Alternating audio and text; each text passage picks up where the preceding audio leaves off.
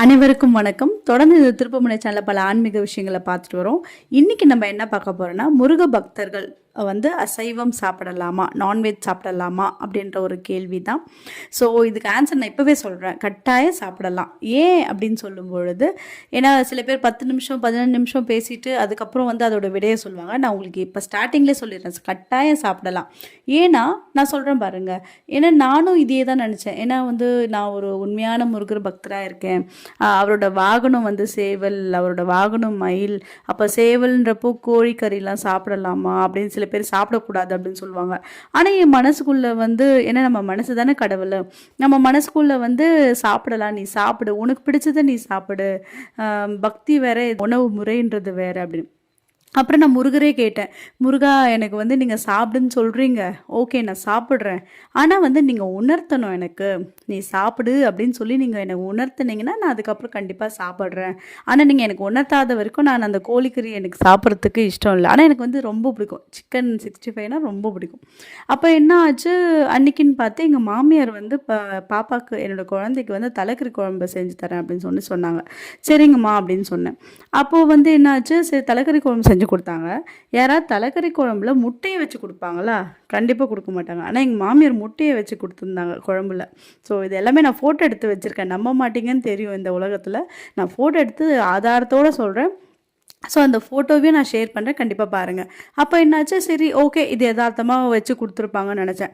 அப்புறம் வந்து குழம்பு சூடாக இருக்குன்னு எப்பயுமே தட்டில் வச்சு தான் கொடுப்பாங்க. ஆனால் இந்த தடவை தட்டில் கொடுக்கல, ஒரு இன்விடேஷன் மேலே அந்த குழம்பு டப்பா வச்சு கொடுத்தாங்க. அந்த இன்விடேஷனில் பார்த்தீங்கன்னா பேர் என்ன பேர், நான் பார்த்த பேர் முருகேசன். ஸோ நம்ம அப்பா முருகரோட பேர். ஓகே இது எல்லாமே கோஇன்சிடென்ஸ் அப்படின்னு சொல்கிறேன். சரி அப்புறம் என் மனசு சாப்பிடு, உனக்கு பிடிச்சதை சாப்பிடு நீ அப்படின்னு சொல்லுச்சு. அப்போ நான் என்ன பண்ணேன், ஒரே ஒரு சொட்டு கையில் தலைக்கறி குழம்பு விட்டு நான் கொஞ்சோண்டு டேஸ்ட் பண்ணி பார்த்தேன்.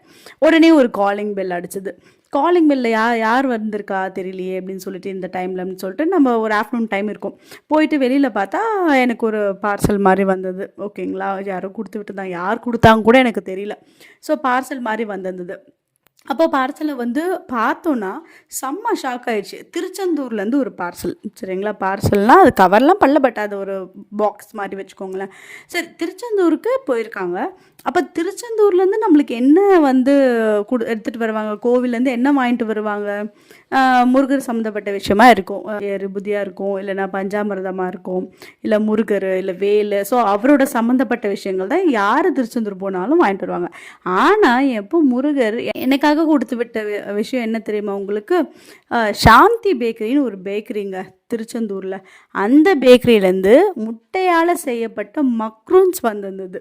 அதுவும் எக்ஸாக்டாக அந்த டைமிங் நான் அவரை உணர்த்துங்க அப்படின்னு சொன்ன அந்த டைம் எக்ஸாக்டாக அவர் எனக்கு வந்து திருச்செந்தூர்லேருந்து மக்ரூன், அதாவது முட்டையால் செய்யப்பட்ட மக்ரூனை வாங்கி கொடுத்து அமைச்சிருந்தாங்க.